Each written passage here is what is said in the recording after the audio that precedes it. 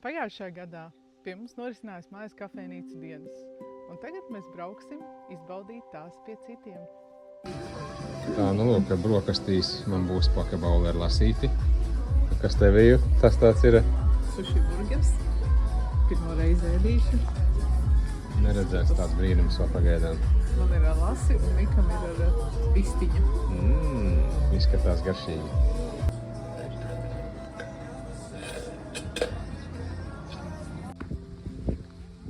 Kas tas ir? Ieliksim blakus iekšā, vai nē? Jā. Labi? Ja?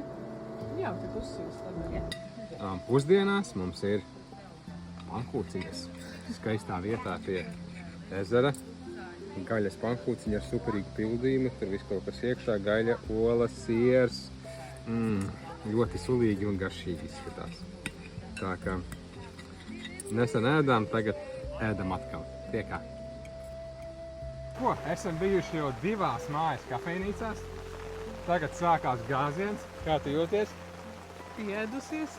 Ļoti daudz pieēdu. Ir plāns braukt vēl uz 2 vietām. Īstenībā bija plāns uz 3 aizbraukt, bet sanāks uz 4. Skatīsimies, kā sanāks. Iespējams. Tā kā jāpastaigājas, jāizteigā viss ēdiens un tad laižam tālāk.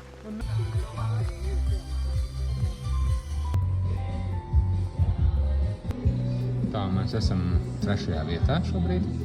Te mēs ēdīsim pankūciņas ar lasi. Un saldais ēdiens būs vēl mums. Panna kote.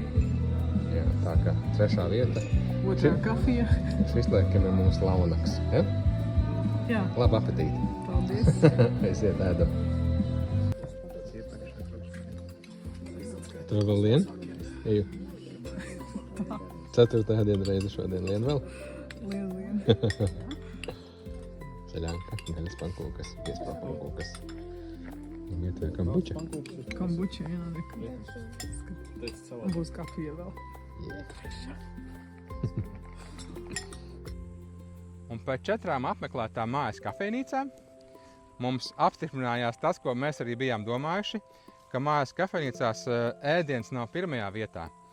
Uz turieni brauc cilvēki, kam interesē tas, ko tu dari, kā arī tā ir iespēja tuvākiem un tālākiem kaimiņiem atkal satikties vai satikties no jauna, dibināt kontaktus un veidot tādu kā vietējo kopienu, var teikt.